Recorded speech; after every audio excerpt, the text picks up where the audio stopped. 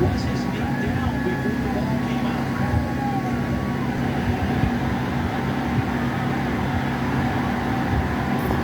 Carter already had an interception.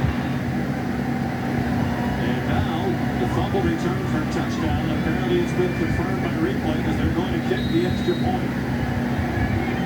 What a turnaround.